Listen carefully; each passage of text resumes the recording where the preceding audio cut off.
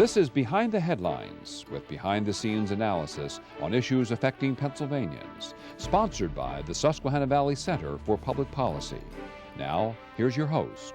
Hi, welcome to a new edition of Behind the Headlines. I'm Charlie Greenawalt, Senior Fellow of the Susquehanna Valley Center for Public Policy, and I'm joined this week by Mr. Ed Arnold for another edition of the Arnold Report, where you, the viewer, can write in with questions about finance and about economics, about investment, and Mr. Arnold will do his best to respond to them. And we have a segment coming up in the first half of the show. The second half of the show, we're going to be talking about medical marijuana. So, Ed, welcome back to the show. Good to see you, Charlie. It's good to see you, too. Yes. Of course, you are the chairman of Susquehanna Valley Center and one of the most successful businessmen ever in Pennsylvania. And we're so happy to have you with us today. We have a round of new questions for you. And I hear this question increasingly throughout the last couple years, and that is, our first viewer writes, when is the best age to retire in order to maximize my Social Security benefits? When is the best age? You've got to look at two things before you can answer that question. Number one, do you expect to outlive the actuarial table? Well, how was your health, very frankly, and your lifestyle for that matter? That if you want to keep jumping out of airplanes or something, you know, that could lower your lifestyle. Because the actuarial tables are saying that you will get from Social Security while you live X amount of dollars per year, and adjusted for inflation, which is also very important. That so overall, if you were very healthy and your family line is healthy, you could say, well, gee, I'm going to outlive the table, so therefore I probably want to retire later. The actual system is designed to retire at 66 today. If you retire at 62, you will get substantially less money, and if you do live to actuarial table, you will get less dollars. Vice versa, if you wait to 70, you'll get even more dollars, and if you're going to live a very long life, that would be your maximum. So really, it depends upon what is your life expectancy. Overall today, because it is, the other thing is the wealth reaction. In my opinion, because Social Security is basically bankrupt, one of these days they're going to find ways to try to pay less. So, Ed, when you're talking about means testing, what you're doing is going back to Ross Perot in the presidential election of 1992, when Ross Perot was saying that we need to means test Social Security. He was looking way into the future to see that there might be a problem with the amount of money that's available. So you think that's going to come to pass? Well, I think it's going to have to come to pass. Social Security obviously is needed by a substantial number of people that are living off it, so obviously they can't reduce it for them. And since the fund itself doesn't really have any money, the government is just borrowing from itself, that the government is going to eventually, with our major deficits increasing because of all our entitlement programs, that they're going to have to find ways to reduce it. And the least painful way would be to take it away from those who really don't need it because they have other income. So what the viewer has to keep in mind here is his or her health, and whether or not they want to retire early or not, or that's continue right. to work. But from a maximum standpoint, the longer you wait, the more you'll get if you're going to live a long life, and if you're not wealthy. Okay. All right. Our second question, and this is a question I've heard quite a bit among my family, my friends, my relatives, many circles over the past many years. A viewer has written, there are so many financial advisors and advisory services available now. How can a small individual investor pick the best one available?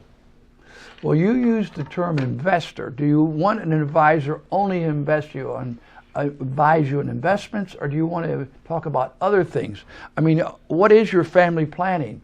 What is your retirement plans in the sense that do you want to go to a retirement home? Do you want to travel a lot? Is it going to be expensive to retire? Or are you going to be very conservative and just spend time in the local area with your grandchildren? That would be basically to get a budget. And really, but then maybe when you want a financial plan to help you do that.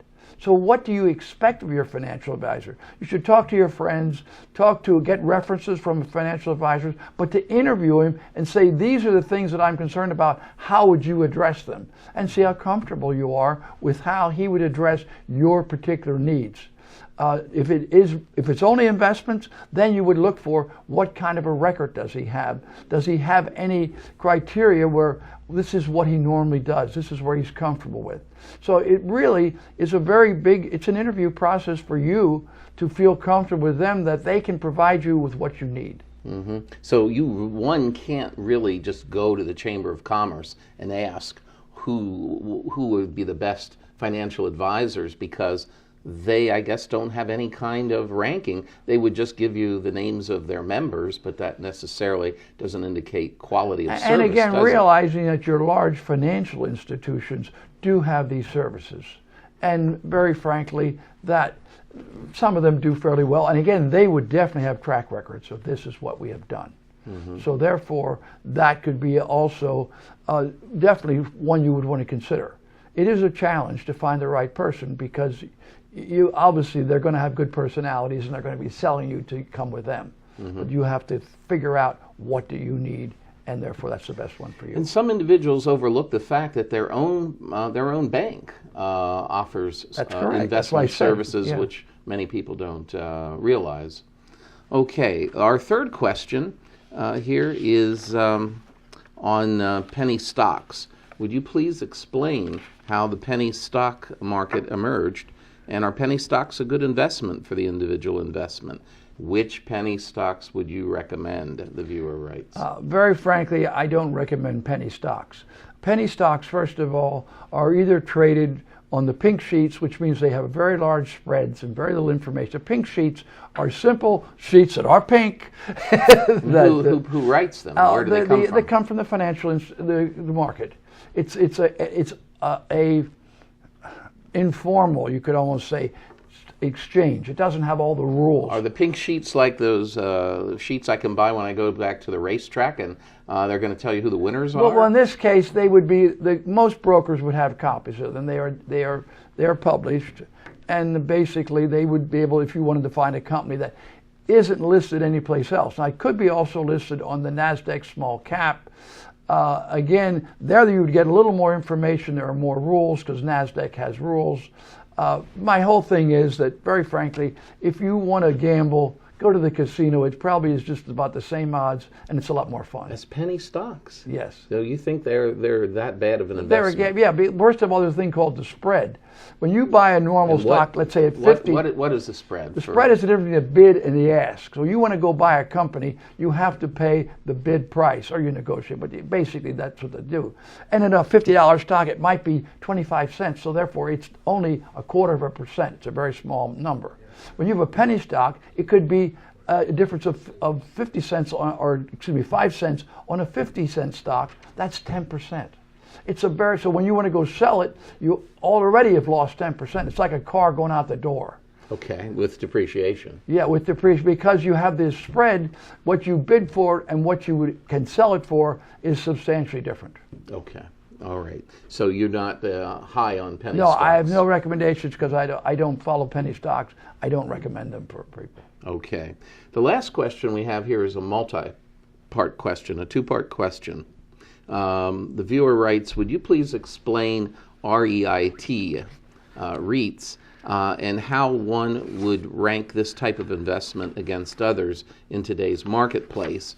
And they go on to say, in addition, how would you place annuities? Could you explain how annuities work, and how good of an investment are they? Okay, well, first of all, let's get through the alphabet game. A REIT is a real estate investment trust, REIT. A similar instrument, because of its tax consequences, we'll explain in a moment, is an MLP, which is a master limited partnership. Actually, REITs are master limited partnerships, except that REITs only invest in real estate. Master limited partners invest in a lot of different things. A lot of energy things like pipelines, like even cemeteries, mortgage instrument companies, people that do mortgages. But the biggest thing is what it means is they don't pay taxes. They filter 90% of their earnings onto their investors who pay the tax. Which filters 90%? The REITs, the MLPs, this category of investments. That's why they're generally considered pretty good, because in a normal corporation you would pay somewhere between 25 and 40% tax. In these you do not pay that. You only personally pay the tax on an investment. And they must filter most of their income to you, a very high percentage. There's a few rules, but generally it's around 90%. So basically, but to be even more conservative, rather than trying to pick which, as an example of a REIT, Tanger is a large company. They own the King of Prussia shopping mall. They own the major shopping mall on Route 30 in Lancaster. And they also own the new discount mall in Hershey. So just to give you some idea, they have, but they're all over the country. They own, they're a premium. They're in Rehoboth Beach. Yes, they're a premium REIT. They yield a lot less because they're very secure. That doesn't mean the price can't go up and down. Their dividend has been going up for many, many years. A small amount, but it's been going up. So basically, it's very secure. At the same time, if you want to have the ultimate is still diversity, by an exchange-traded fund, ETF. That means they might have a list of 40 different REITs based on a certain criteria. They might be in, and they might not be in shopping centers. They might be in office buildings. They might be in apartments. They might be in other real estate. So you like the ETF better? Well, the ETF is safer because now you're getting somebody that's going to buy a whole bunch. So if one does get in trouble, or one doesn't increase its dividend, or one increases its dividend more, you get a variety. You're just lowering risk. Okay. You wouldn't have to do the work of trying to which is the best REIT or the best MLP to buy. Well, in the last 30 seconds, can you tell us quickly, what is an annuity and is it a good investment or not? Annuity, in my opinion, is not a good investment. You're basically, one of the biggest reasons is cost. When the person that sells it to you is going to get a very nice commission. They charge a fairly high management fee. And basically, you're getting a guarantee, but you're paying for that guarantee. What is that instrument? How does, in the next 15 seconds, how does that instrument work? Well, you put up a large sum of money, okay, and you will be guaranteed for the rest of your life a certain fixed return on that money. All right, very good. All right, well, thank you very much. If you have questions of Mr. Arnold, please write in, and we would be happy to tackle them on one of our future Arnold reports. We'll be right back in a second to talk about medical marijuana. Stay with us. Behind the Headlines is brought to you as a public service by the Hospital and Health System Association of Pennsylvania, helping hospitals provide healing, health, and hope to communities across the state. And by the Pennsylvania Business Council, envisioning a commonwealth in which residents enjoy a very high quality of life in sustainable communities. The council works aggressively to define key long-term policy strategies and solutions to make the commonwealth more competitive, creating and sustaining a better Pennsylvania. Additional underwriting provided by the Worrell Corporation Foundation, based in Carlisle, Pennsylvania, by the Edward H. and Jeannie Arnold Foundation, and by the Pennsylvania Manufacturers Association.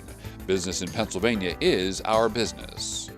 Behind the Headlines is also supported as a public service by Daily Express, transporting construction, farm, and industrial equipment throughout the United States.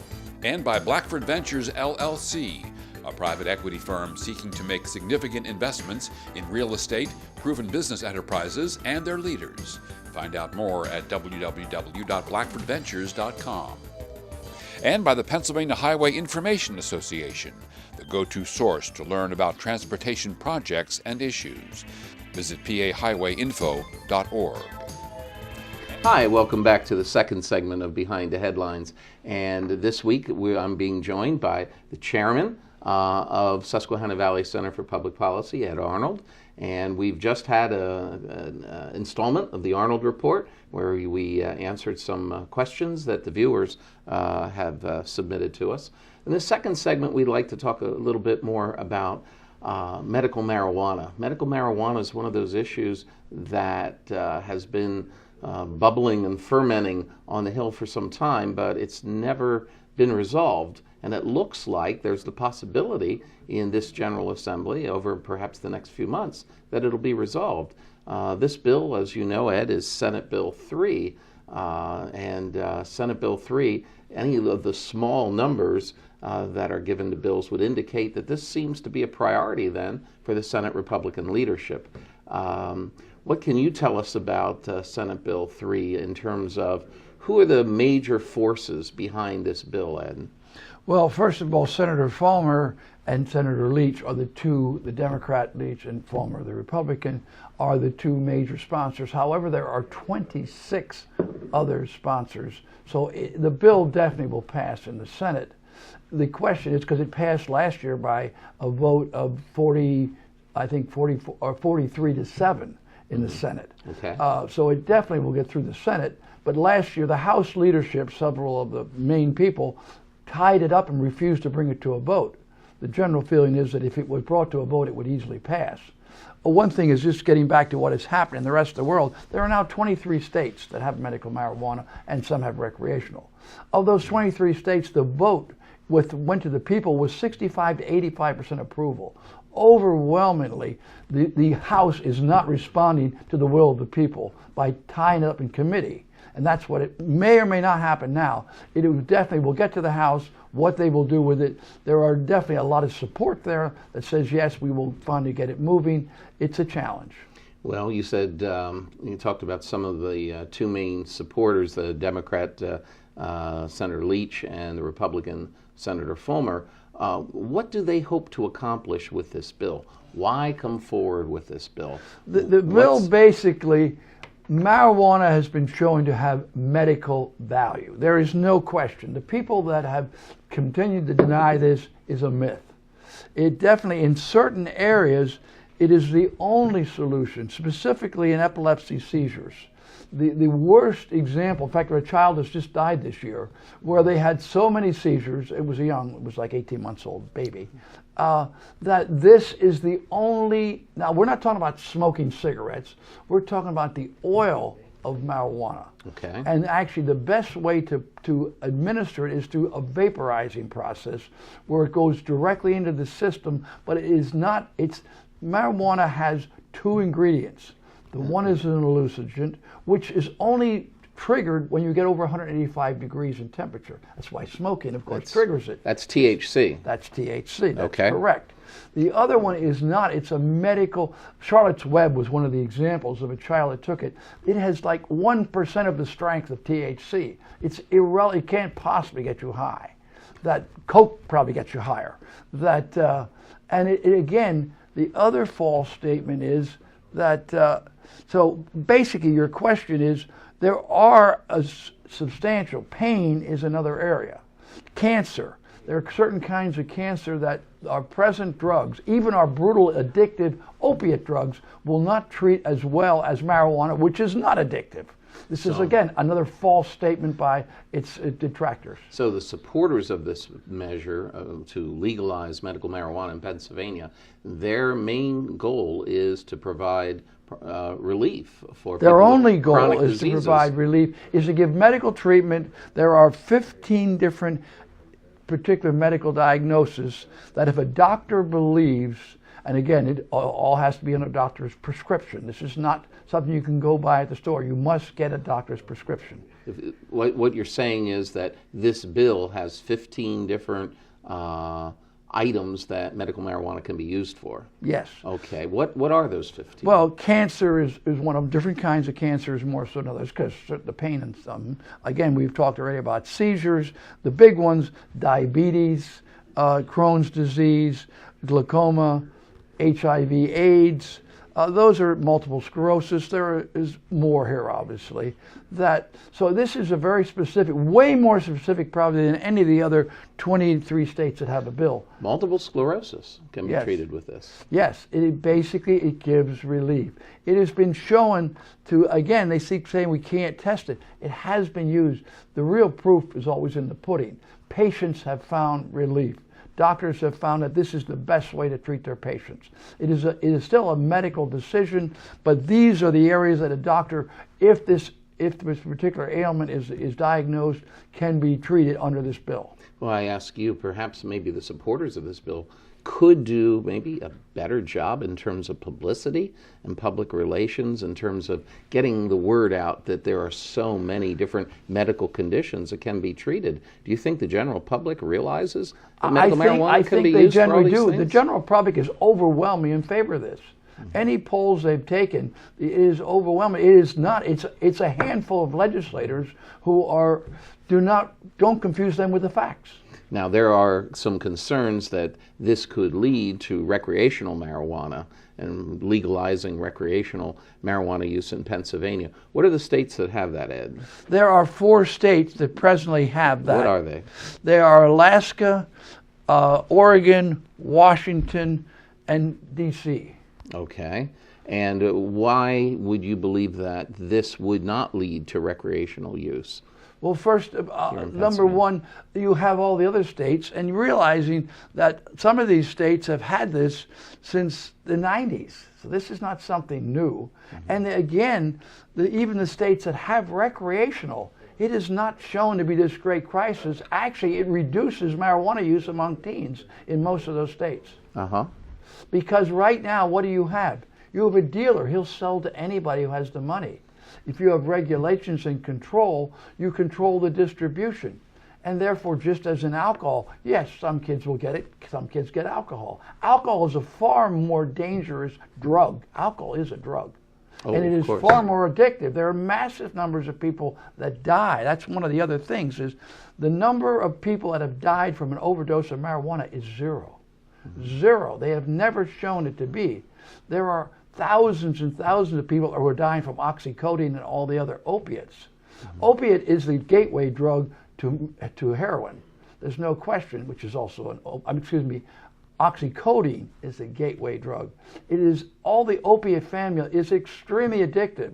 America... And those we use as painkillers, and they are... Only in America. They are prescribed freely by many doctors. Extremely is that freely. Fair to say? That's correct. That is our problem. The rest of the world, you can use them for operations, and they are very effective, opiates.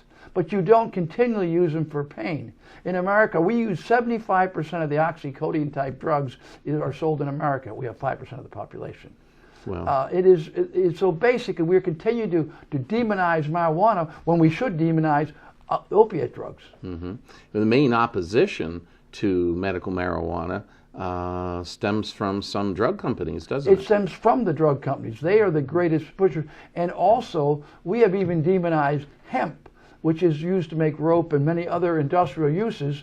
And basically, your giant companies like DuPont and so on, who want to use plastic, which isn't recyclable, as opposed to the rest of the world uses hemp. It's grown very freely. It was grown in this country for many years. Washington had a great amount of hemp in his plantation.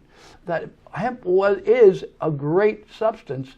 And again, this is in the family, but it's not. There's no hallucination part. There's no HTC in it. We have some cities in Pennsylvania who have already decriminalized marijuana. For example, Philadelphia under Mayor Nutter, I believe, went that way. There's talk now in Harrisburg, about our state capital, about decriminalizing marijuana. How do you feel? How does that tie in with the medical marijuana? Well, it's just one more step of showing that the evil of marijuana is not the great thing. According to the warden I talked to at Rikers Island, 72% of the inmates in Rikers Island are involved in drug crimes, and most of them are individuals, users. It is not the great monster, and in many states, and I honestly do not know how many, but a lot of states have decriminalized it. So therefore, it is now a misdemeanor as opposed to a felony. It's still a crime because the law says you can't have it, but it is not a heinous crime, which is what's flooding. We say America has so many people in prison. That's because we have criminalized marijuana, and the rest of the world has not. Well, if we get medical marijuana, Ed, are our doctors, our hospitals ready for this?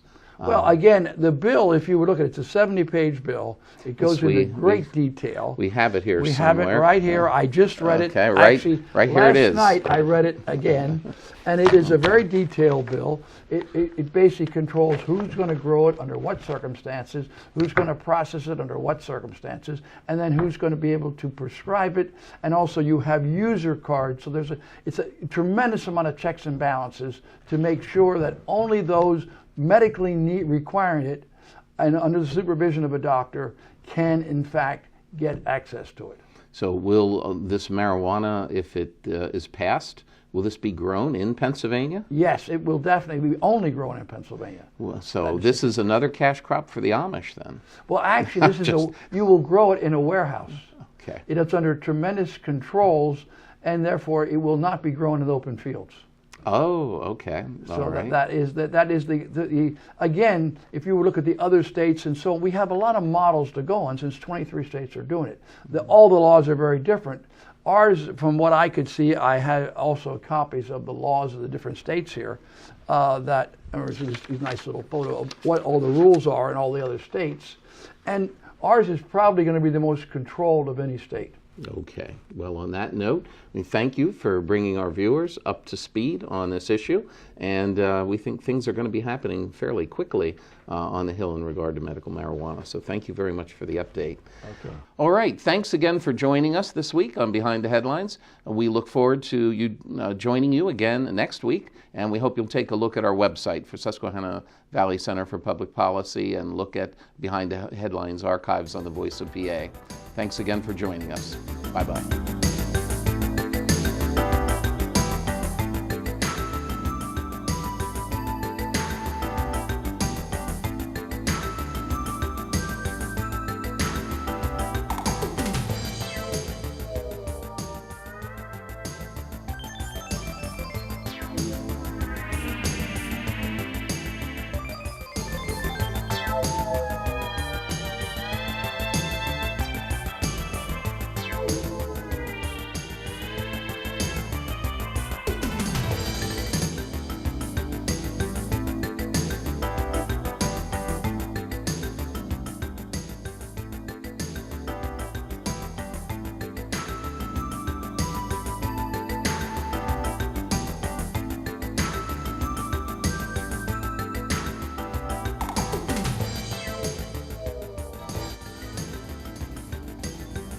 Behind the Headlines is brought to you as a public service by the Hospital and Health System Association of Pennsylvania, helping hospitals provide healing, health, and hope to communities across the state.